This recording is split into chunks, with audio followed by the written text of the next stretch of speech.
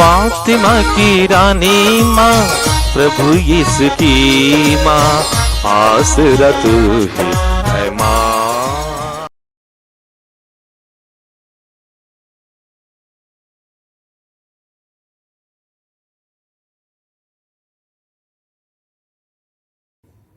पहला पाठ न्यायकर्ताओं का ग्रंथ, अध्याय 9, पद संख्याएं 6 से 15 तक।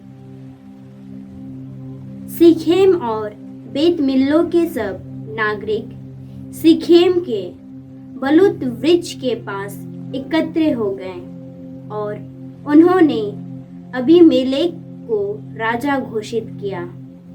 जब जोताम को इसकी सूचना मिली तो वह जाकर गरिजीम पर्वत के शिखर पर खड़ा हो गया। उसने ऊंचे स्वर से लोगों को संबोधित करते हुए कहा, सीखेम के नागरिकों, मेरी बात सुनो, जिससे प्रभु तुम लोगों की बात सुने।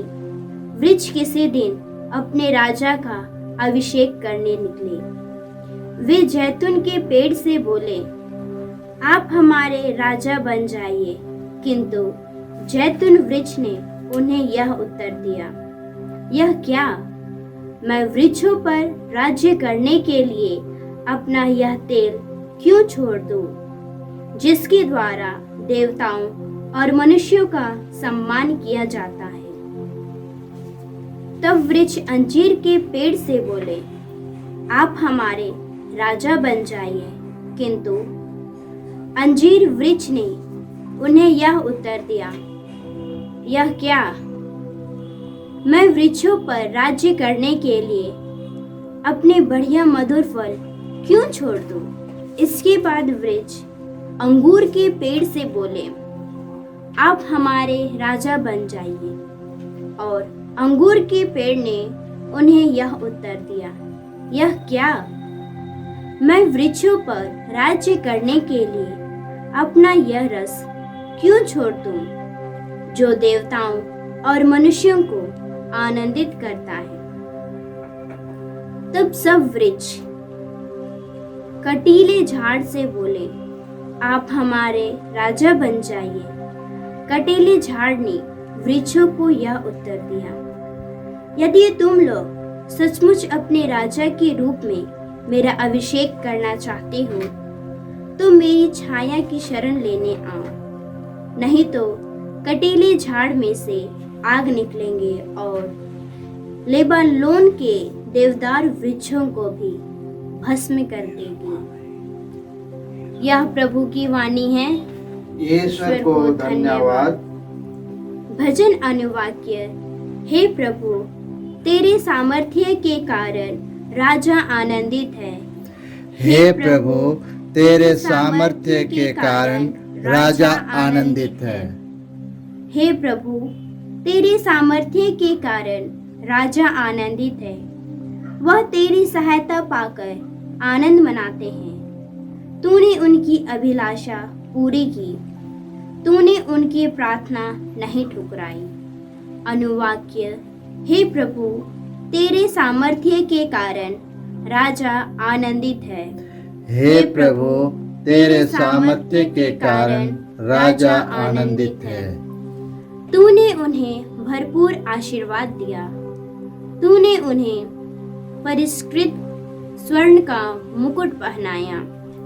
उन्होंने तुझसे जीवन का वरदान मांगा और तूने अनंत काल तक उसके दिन बढ़ा दिए। अनुवाक्य। हे प्रभु, तेरे सामर्थ्य के कारण राजा आनंदित है। हे प्रभु, तेरे सामर्थ्य के कारण राजा आनंदित है। तेरी सहायता से उनका यश फैल गया। तूने उन्हें प्रताप और ऐश्वर्य प्रदान किया। तूने उन्हें चिरस्थायी आशीर्वाद दिया। वह तेरा सान्निध्य पाकर आनंदित है। अनुवाक्य। हे प्रभु, तेरे सामर्थ्य के कारण राजा आनंदित है। हे प्रभु, तेरे सामर्थ्य के कारण राजा आनंदित है। जय घोष, हालेलुया। ईश्वर का वचन जीवंत और सशक्त है। वह हमारी आत्मा के अंदरतम तक पहुंच जाता है। हालेलुया। प्रभु आप लोगों के साथ हो और आपकी आत्मा के साथ। संत मत्ती के अनुसार पवित्र सुसमाचार। हे प्रभु तेरी महिमा हो। अध्याय 20 और संख्याएं 1 से 16 तक। यीशु ने अपने शिष्यों से यह दृष्टांत सुनाया। स्वर्ग का राज्य उस जमींदार के सदृश है जो अपनी दाखवारी में मजदूरों को लगाने के लिए बहुत सवेरे घर से निकला। उसने मजदूरों के साथ 1 दीनार का रोजाना तय किया और उन्हें अपनी दाखबारी भेजा।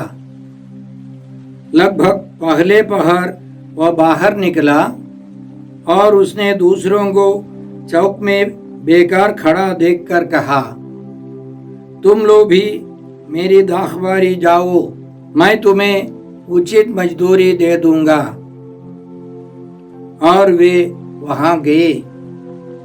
लगभग दूसरे और तीसरे पहर भी उसने बाहर निकलकर ऐसा ही किया। वह 1 घंटा दिन रहे, फिर बाहर निकला और वहां दूसरों को खड़ा देखकर उनसे बोला, तुम लोग यहाँ दिन भर क्यों बेकार खड़े हो? उन्होंने उत्तर दिया, इसलिए कि किसी ने हमें मजदूरी में नहीं लगाया। उसने उनसे कहा, तुम लोग भी मेरी दाखबारी जाओ।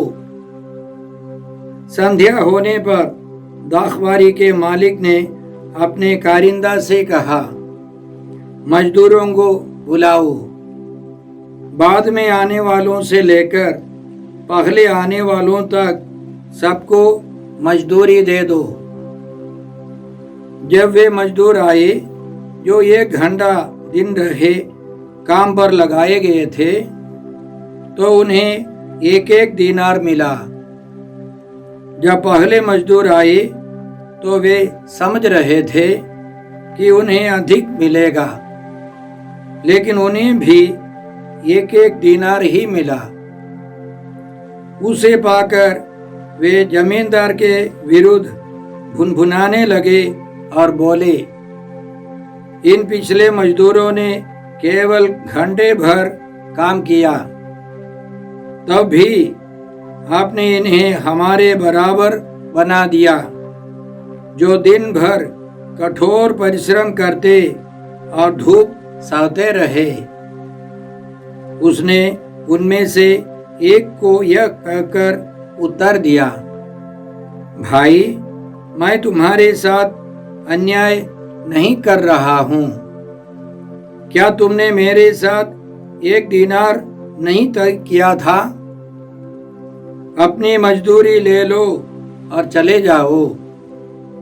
मैं इस पिछले मजदूर को भी तुम्हारे जितना देना चाहता हूं। क्या मैं अपनी इच्छा के अनुसार अपनी संपत्ति का उपयोग नहीं कर सकता? तुम मेरी उदारता पर क्यों जलते हो? इस प्रकार जो पिछले हैं अगले हो जाएंगे और जो अगले हैं पिछले हो जाएंगे। प्रभु का सुसमाचार। हे क्रिस्त तेरी स्तुति हो। जय यीशु क्रिस्त में प्रिय भाई और बहनों, आज का पहला पाठ न्यायकर्ताओं के ग्रंथ से है। अध्याय 9 और संख्याएं 6 से 15 तक। इसमें हम सुनते हैं कि गिदयोन की मृत्यु के बाद उसकी दासी का एक पुत्र अबीमेलेक छल कपट से राजा बना, और उसके पहले अबीमेलेक ने छल कपट से वहाँ के लोगों को सीखेंगे लोगों को सब प्रभावित कर दिया और वह गिदयोन के घर में प्रवेश कर उसके पुत्रों और अपने 70 भाइयों को मार डाला और लोगों को अपने वश में लाकर वह राजा बन गया। हमने इस प्रकार सुना, सिक्किम और बेत मिल्लो के सब नागरिक सिक्किम के बड़े पत्थर के निकट बलूत वृक्ष के पास एकत्र हो गए और उन्होंने अबीमेलेक को राजा घोषित किया। आसपास के सभी अन्य वंशों में, गोत्रों में राजा थे। इस्राएल में कोई राजा नहीं था। इस्राएलियों का मानना था, ईश्वर का कहना था, ईश्वर ही उनका राजा है। लेकिन अबीमेलेक छल कपट से, हिंसा के द्वारा राजा बन गया। और उस समय जब गिदयोन के परिवार में हत्या हो रही थी, गिदयोन का सबसे छोटा बेटा योताम बच गया था, वो छिप गया था। जब योताम को इसकी सूचना मिली कि छल कपट से अबीमेलेक राजा बना, तो योताम ने लोगों को बुलाकर समझाया एक दृष्टांत के द्वारा कि आप लोगों ने अच्छा नहीं किया, आप लोग इसका बुरा असर पाएंगे, आप लोगों पर इसका बुरा प्रभाव होगा। तो आज के पाठ से हम यह समझ सकते हैं कि हमारी बहुत सारी समस्याएं हमारे नेतागण के कारण है। राजतंत्र हो, प्रजातंत्र हो, अधिकार मिलने पर बहुत सारे लोग तानाशाह बन जाते हैं। वे अपने मनमानी आचरण से दूसरों को कष्ट पहुंचाते हैं। कुछ लोग गलत तरीके से अधिकार छीन लेते हैं, अधिकार ले लेते हैं। वे और भयंकर है अबीमेलेक के समान। इसलिए हमें प्रार्थना करनी चाहिए कि हमें अच्छे अच्छे नेता मिले। साथ साथ हमें प्रार्थना करनी है कि हमारे खानदान से, हमारे प्रदेश से, हमारे परिवारों से अच्छे अच्छे राष्ट्र नेता, धर्म के नेता निकले। ईश्वर मूसा के समान, योशुआ के समान, गिदयोन के समान अच्छे अच्छे नेताओं को हमें प्रदान करे। इसके लिए हमें प्रार्थना करके इंतजार करना है। आज के सुसमाचार में प्रभु यीशु दाखबारी में मजदूरी करने वाले मजदूरों का दृष्टांत देते हैं और एक बहुत बड़ा रहस्य हम पर प्रकट करते हैं।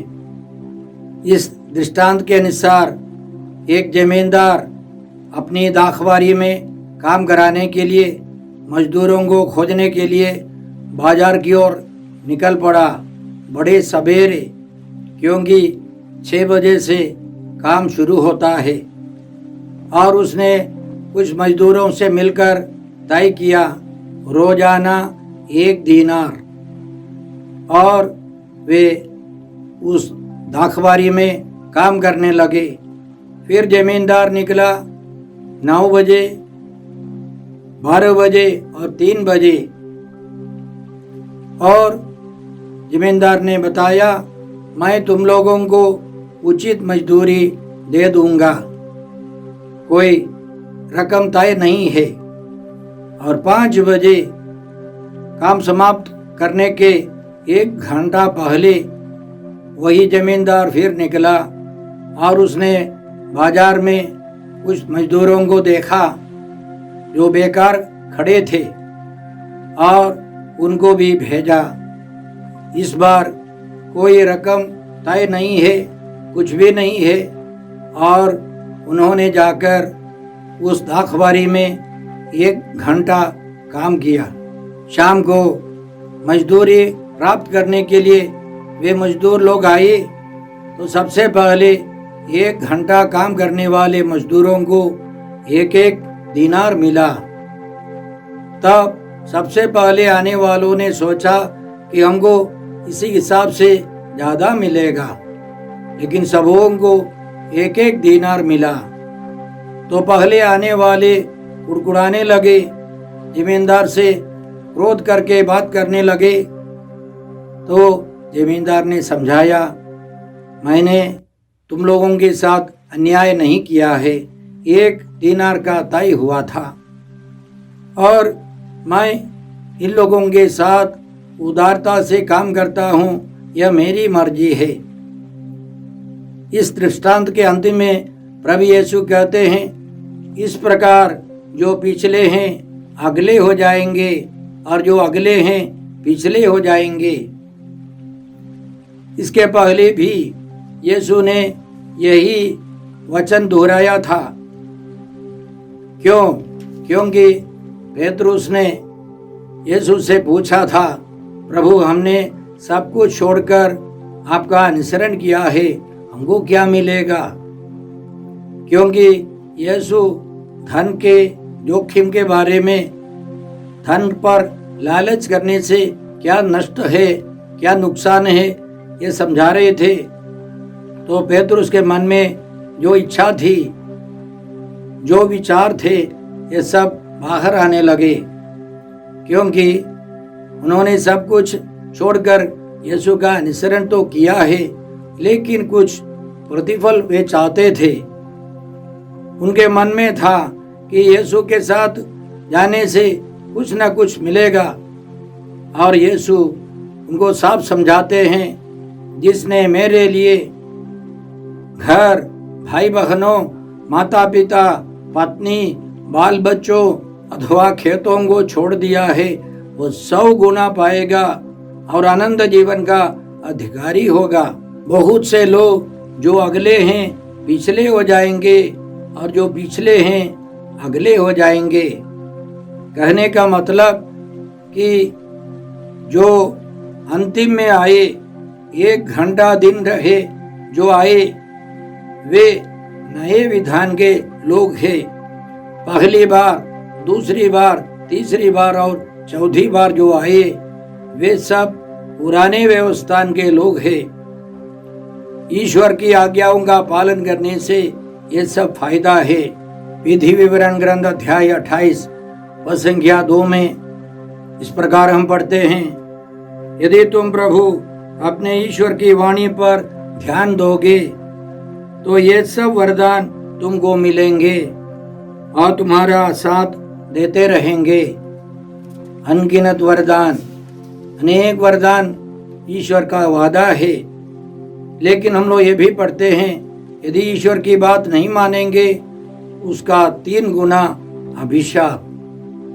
तो इस्राएलियों को मालूम था ईश्वर के पीछे पीछे जाने से फायदा है, कुछ जरूर मिलेगा। पेतरुस के मन में भी यही था, यीशु के साथ जुड़ने से जरूर कुछ फायदा है।